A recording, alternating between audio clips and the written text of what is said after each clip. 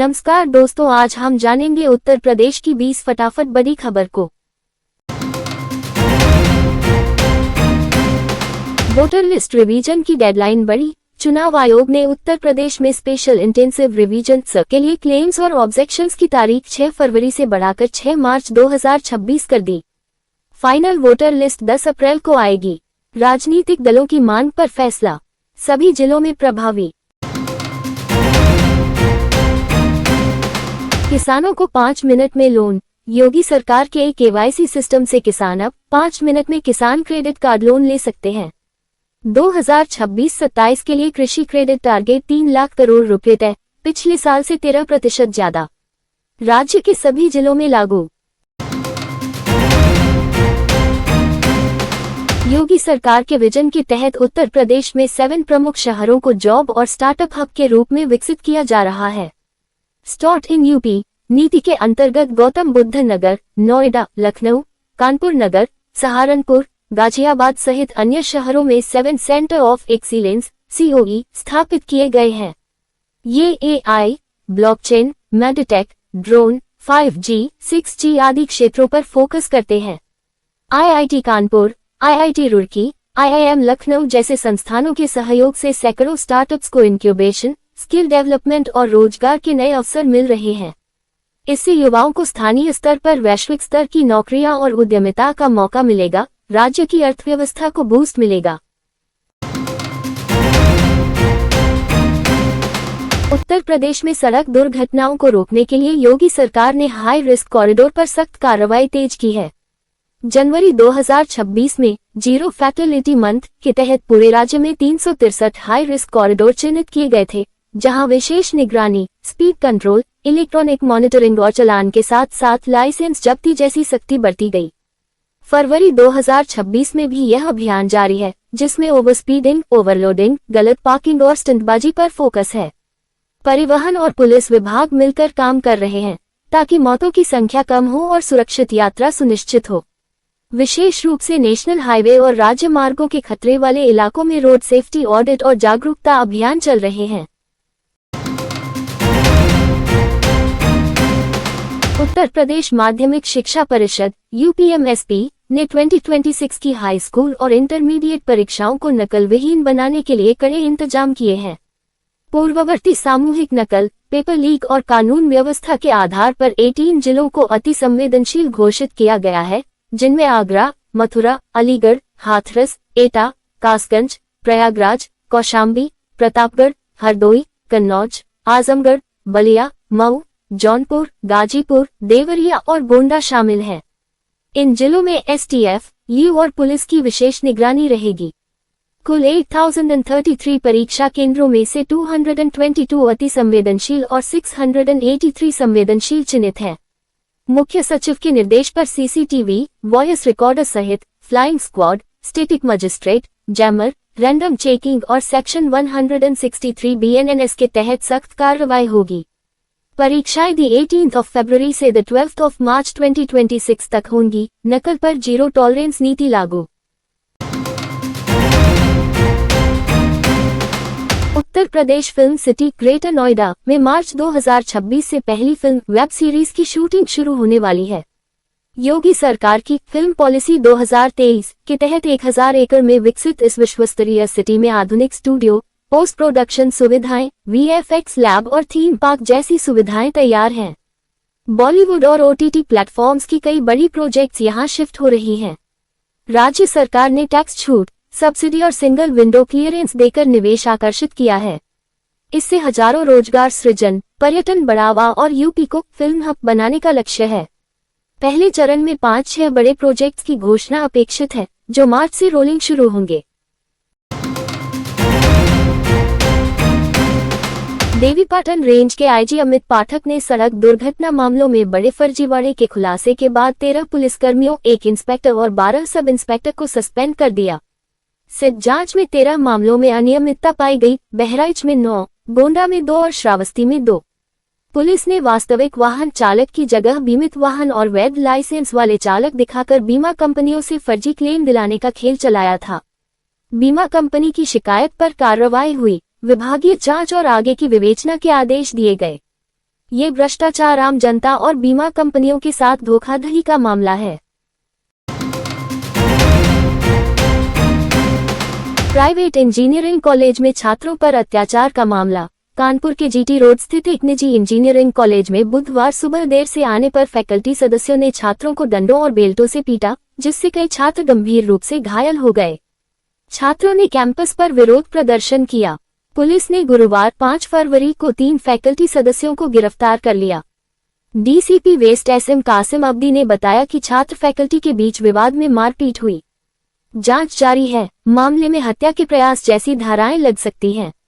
ये घटना शिक्षा संस्थानों में अनुशासन के नाम पर हिंसा का गंभीर उदाहरण है, जिससे पूरे जिले में चर्चा है। झांसी जिले की 6 फरवरी 2026 शुक्रवार की सबसे वायरल खबर।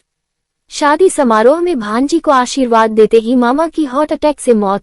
झांसी के एक मैरिज गार्डन में भांजी की शादी के दौरान 62 वर्षीय हरिमोहन सेन दुल्हन के मामा स्टेज पर आशीर्वाद देने के बाद बेहोश होकर गिर पड़े। सीसीटीवी में कैद हुई यह घटना सोशल मीडिया पर तेजी से वायरल हो गई। खुशी का माहौल मातम में बदल गया। परिजनों ने उन्हें अस्पताल पहुंचाया, जहां डॉक्टरों ने मृत घोषित कर दिया। वीडियो में स्टेज से उतरते ही गिरने का दृश्य भावुक कर रहा है। यूजर्स परिवार को संवेदनाएं दे रहे हैं। ये ट्रेजेडी यूपी में शादी के दौरान अचानक मौतों की सीरीज का हिस्सा बन गई।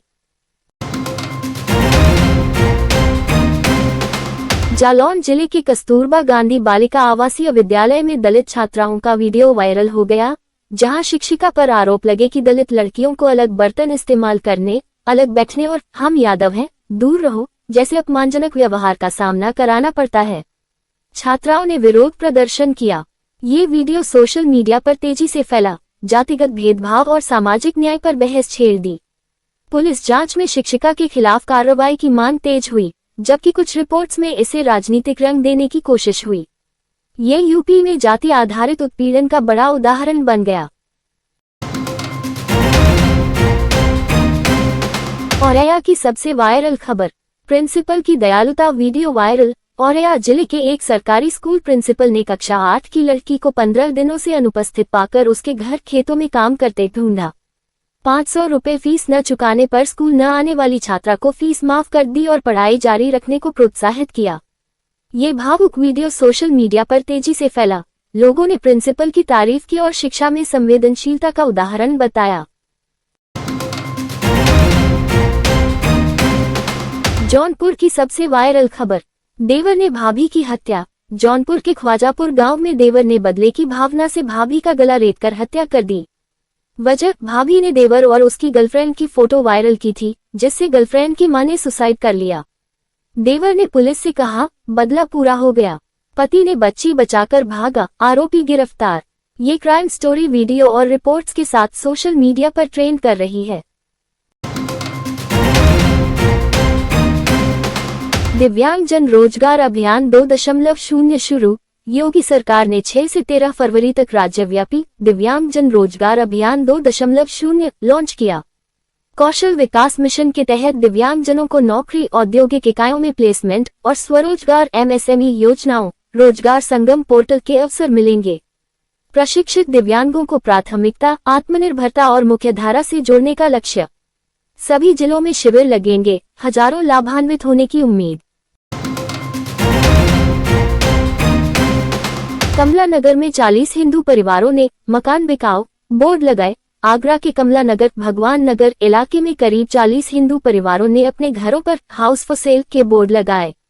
आरोप है कि पड़ोसी मुस्लिम परिवार एक व्यक्ति और उसकी गैंग द्वारा महिलाओं से छेड़छाड़, लूट, मारपीट और लगातार धमकियां मिल रही थी। पुलिस पर FIR न दर्ज करने का आरोप लगा, जिससे डर के मारे परिवार घर छोड़ने को मजबूर हुए।